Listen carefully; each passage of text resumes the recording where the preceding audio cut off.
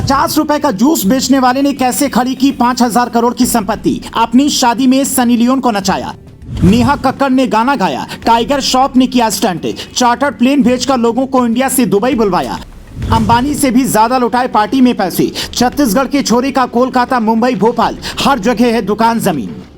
छत्तीसगढ़ का एक मशहूर शहर है भिलाई। वहाँ एक गरीब परिवार रहता था। लड़का बड़ा हुआ तो जूस की दुकान खोली। नाम रखा महादेव जूस सेंटर। 50 से 100 रुपए का जूस बेचता था। दिन भर में अच्छी खासी कमाई होती थी। कुछ घर पर देता और कुछ अपने पास रखता था। इन पैसे से वो नशा नहीं करता था, न ही पैसों को बैंक में जमा करता था, बल्कि सट्टा बाजार में लगा देता था। एक दो बार कमाई हुई, पर ज्यादातर बार वो पैसा हारने लगा। अब दुकान का किराया निकालना भी मुश्किल था, इसीलिए उसने दुबई का रुख किया।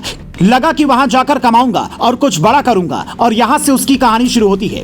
सौरभ चंद्राकर उसका असली नाम था और उसी नाम से उसने वीजा, पासपोर्ट सब कुछ बनवाया। चूंकि ये पढ़ा लिखा नहीं था, इसीलिए इसने अपने दोस्त रवि उप्पल की मदद ली, जो इंजीनियर था। दुबई पहुंचने के बाद इन दोनों ने नौकरी नहीं की, बल्कि एक ऐप बनाया जिसका नाम था महादेव ऐप। ये ऑनलाइन सट्टेबाजी का ऐप था, जिसमें 500 रुपए से सट्टा खोलने की शुरुआत होती थी और मैक्सिमम कोई लिमिट नहीं थी। आप 500 रुपए लगाते तो आपको ज्यादा पैसे मिल जाते। धीरे धीरे आप 1000-2000 कमाते, बड़ी रकम लगाते, फिर हार जाते। वो पैसा सीधा दुबई इनके अकाउंट में चला जाता था। इधर लोगों को इसकी लत लग रही थी, उधर पुलिस कुंडली खंगालने में जुटी हुई थी। चूंकि मामला हजारों करोड़ों का था और विदेश से जुड़ा था, इसीलिए इस केस में ईडी की एंट्री हुई। उसने मुंबई, कोलकाता, भोपाल, भिलाई और कई शहरों में छापा मारा तो 417 करोड़ की संपत्ति जब्त की। उसके बाद जो पता चला वो हैरान करने वाला था। इसी साल सौरभ चंद्राकर ने यूएई यानी कि संयुक्त अरब अमीरात के महंगे शहर में शादी की, जिसमें Sunny Leone, tiger Shroff, Atif Aslam, राहत फतेह अली खान, विशाल ददलानी, नुसरत भरूचा और नेहा कक्कड़ जैसे 14 सितारे शामिल हुए। इनके लिए इसने मुंबई से चार्टर प्लेन बुक किया था और इन्हें 200 करोड़ रुपए की पेमेंट कैश में की थी। 120 करोड़ में उसने वेडिंग प्लानर बुक किया था, जिसे 42 करोड़ कैश दिया। कुल मिलाकर उसने शादी में 200 करोड़ खर्च किए, जो कि अंबानी की बेटी की शादी में हुए खर्च से भी ज्यादा है। अब सवाल है कि ऑनलाइन सट्टेबाजी से इसके पास इतने रुपए आए तो आए कैसे? तो उसका गणित भी आपको समझाते हैं।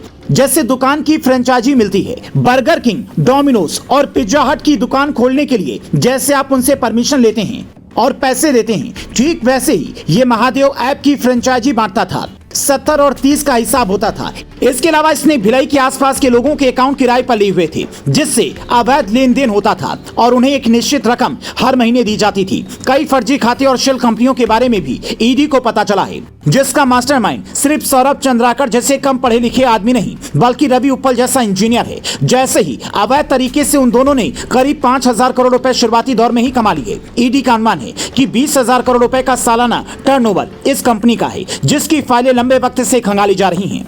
खास बात यह है कि इसमें छत्तीसगढ़ के मुख्यमंत्री भूपेश बघेल के एक करीबी का नाम भी सामने आया है, जिसके घर ईडी दस्तक दे चुकी है। वैसे भी अगर दुबई में बैठकर कोई व्यक्ति इंडिया में अवैध कारोबार चला रहा है, तो कोई ना कोई उसकी मदद जरूर कर रहा है। अब जांच एजेंसियों का काम उसे पकड़ना है, वहां से वापस लाना है। कहा जा रहा है कि अभी भी महादेव ऐप पर क्रिकेट, टेनिस और कई बड़े गेम की बैटिंग होती है। अब सौरभ चंद्राकर को पुलिस कब हिंदुस्तान ला पाती है, ये देखने वाली बात होगी। पर कम उम्र के इस लड़के ने जैसा जाल बुना और जूस सेंटर से सीधा दुबई के अमीर शहर में करोड़ों का साम्राज्य खड़ा कर दिया, वो सोचने वाली बात है।